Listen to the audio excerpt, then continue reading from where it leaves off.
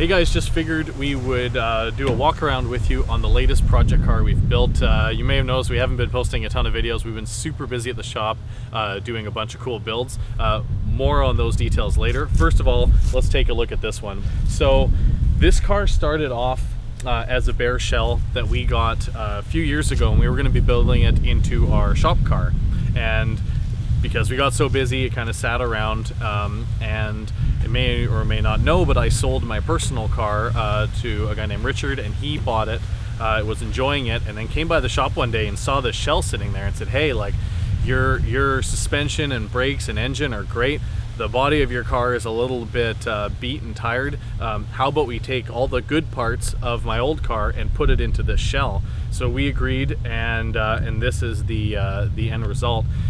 It's really cool too, because while we were doing that, we took the opportunity to make a couple tweaks and improvements over my previous car, things we've learned throughout the couple years here, and we'll show you that today. It's got some neat things that you may not have seen on other Minis.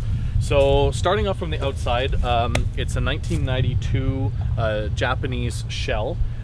We pretty much left the kind of patina of the car original. It has some peeling paint on the front fenders here. Instead of hiding it, we decided to actually kind of showcase it with a special set of stripes that we did. We did all the vinyl work on the car ourselves. We wrapped the roof because, again, it had some peeling paint, and the hood here. Wrap that. You can see we've got the stripes here. We did fender mounted mirrors. Went through and updated some of the bright work, so it's got a Mark I conversion on the front end here, Cooper grille. We did our LED headlights, the smaller indicator bulbs here. Pretty simple, following kind of our classic aesthetic of the car. And then, yeah, we kept it very kind of retro looking. Gave it a little bit of a race car livery with the roundel on the side, as well as the vintage graphics, the chronograph instead of Marshall and Motul and whatnot. Oh yeah, the last thing here we can show you on the outside is we went with the Cooper S steel wheels. These are really nice, wrapped in some nice Yokohama street tires. Come around and look on the interior. We again took the opportunity to kind of really go through it. We did all new door cards. It's got the same seats as my old car, you might recognize. We built a custom dash for it. Dash is really cool because we used the gauges that were in my old car. So it's got the factory center gauge, as well as 2 stack gauges. And then we've got the tack off to the side, as well as our little pocket watch. Looks really cool. We also left a little circle cut out of the dash because on this car we originally intended to have a Weber, so we installed a Weber box for it. Now the dash is running up against the Weber box, and the idea of it is eventually we are going to be cutting out that circle and putting Lexan or some substitute for it in there, so that when you're driving the car, you'll actually be able to look into the engine bay and see the carburetor right there. So that's a pretty cool idea. That's still in the works, but hopefully we'll get around to that soon. You may notice that in the interior there isn't really any of the factory Mini buttons or switchgear. That's because on this car we decided to completely remove all of the Lucas electronics and instead went with a GM wiring harness. So this car has a brand new wire harness, front to back, the full chassis, engine, interior, everything. It's all brand new, wired, and therefore the switchgear, we switched it up to a lot of General Motors stuff, just for a couple reasons. One, everything's properly fused. The wire gauge is nice and labeled and brand new. All the parts, the switches and whatnot, are available locally here in Canada, so it makes maintenance a lot easier. And we were able to do kind of something kind of custom, looks a little bit different, and I really am really happy with the way that it turned out. It's really user-friendly, and it's just nice knowing that the electrics are all new, especially on these old cars. So interior also, you see we've got a Safety Devices 4-point roll bar. This is a cool kind of mix of, you get the race car feeling, but the rear seats still remain usable. He's got kids, so he wants to be able to put them in the back.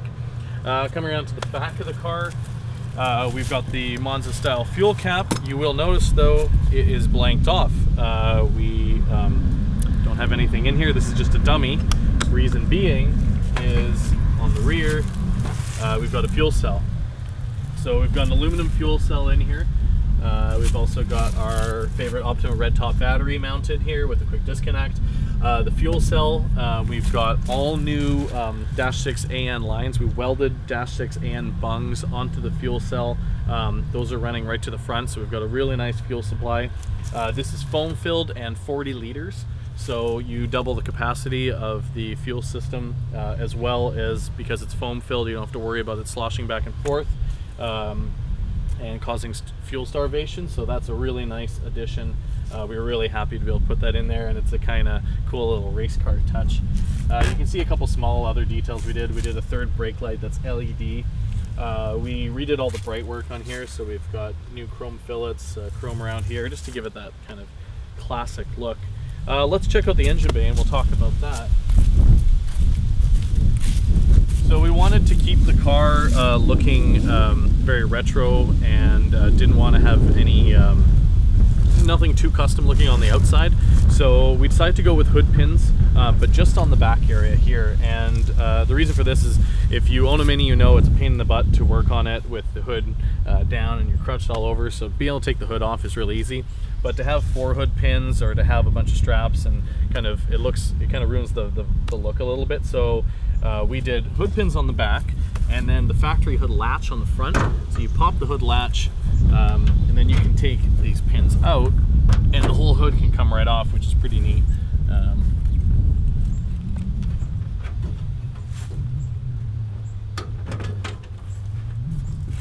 See, it just pops right off.